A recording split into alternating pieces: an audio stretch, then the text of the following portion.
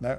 Nós temos que lembrar o seguinte, ó, de acordo com as cifras oficiais, o Brasil tem 14 milhões de desempregados, 9 milhões de subempregados, são 25 milhões de pessoas, ou seja, exatamente 25% da força de trabalho numa situação periclitante, né? Do ponto de vista social, isso significa que o país não tem gordura para queimar em termos de regressão econômica, não tem muita gordura, né?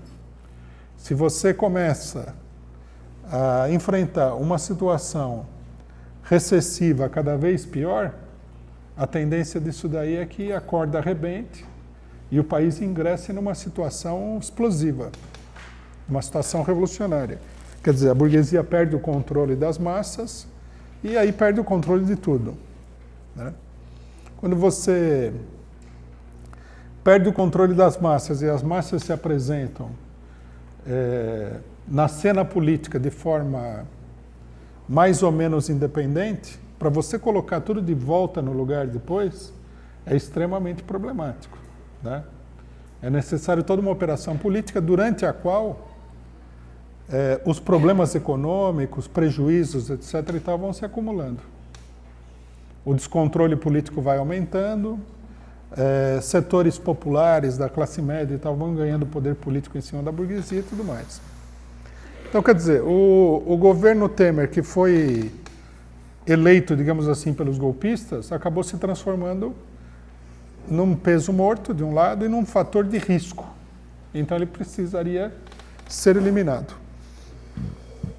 E que é o que está acontecendo nesse momento. Aí a gente pode também ver que determinados setores da burguesia não aderiram imediatamente a isso daí, porque há diferenças dentro da burguesia sobre essa questão. A derrubada do Temer significa, se a operação for bem sucedida, um aprofundamento do golpe. E para vários setores da burguesia que fizeram um pacto para derrubar o PT, o aprofundamento do golpe pode não ser uma coisa muito favorável. Mas, de um modo geral, né, nessa altura dos acontecimentos, todo mundo concorda que o governo Temer está liquidado. Que ele teria que o melhor seria que ele renunciasse para evitar aumentar o prejuízo causado pela crise. Para a gente entender bem o que está em pauta.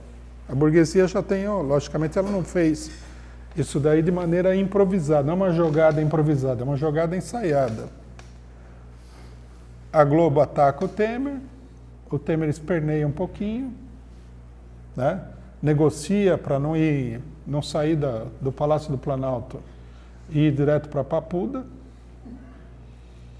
Né? Ele vai querer alguma garantia, precisa ver se os outros estão dispostos a dar ou não, porque tudo depende de uma série de fatores políticos. Aí assume o próximo da sucessão, que pode ser o presidente da Câmara, Rodrigo Maia, pode ser a Carmen Lúcia, e convoca eleições indiretas em 30 dias.